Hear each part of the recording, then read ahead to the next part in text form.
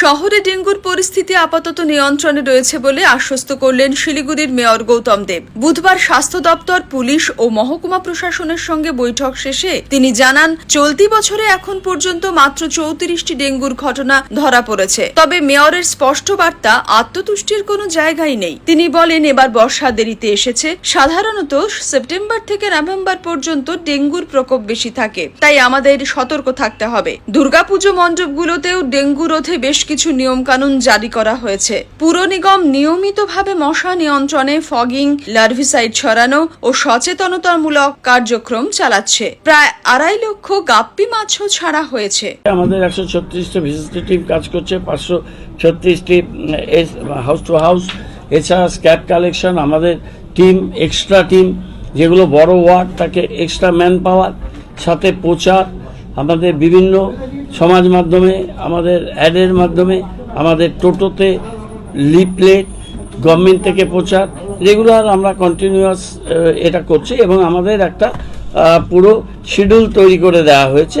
এটা পুজো পর্যন্ত আমাদের এই শিডিউলটা এখন চলবে।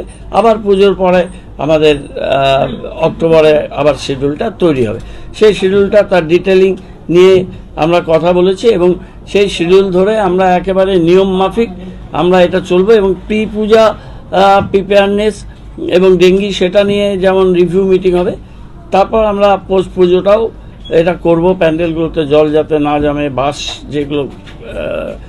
বাঁশগুলোকে লাগানো হচ্ছে তার মাথায় যাতে জল না জমে, ওখানে পরিষ্কার পরিচ্ছন্নতা রাখা, মেনলি জল না জমা, এই বিষয়গুলো নিয়ে আজকে ডিটেল আলোচনা হয়েছে। সব দিক দিয়ে সব রকম প্রস্তুতি আমরা নিচ্ছি। গতবার স্টেটের মধ্যে শিলিগুড়ি একেবারেই প্রথম দিকে ছিল, মেবি ফার্স্ট ছিল। এবারও আমরা চাই যে ডেঙ্গি কেস না হোক। 2-4টে বাইরে থেকে ট্রাভেল হিস্ট্রি থাকে, এখানে বহু মানুষ পুজোর সময় আসেন, কেউ জ্বর নিয়েও আসতে পারেন। তো সব ব্যাপারটাতে আমাদের অনেক বেশি সজাগ থাকতে হবে। মোহন কর্মকারের রিপোর্ট, পাহাড়িয়া Times. Hello, my name is Shering Dolma Sherpa and I'm the academic head of BBA in Tourism, Hospitality and Aviation.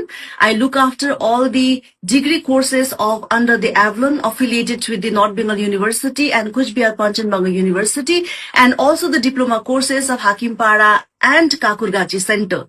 Now, why Avalon?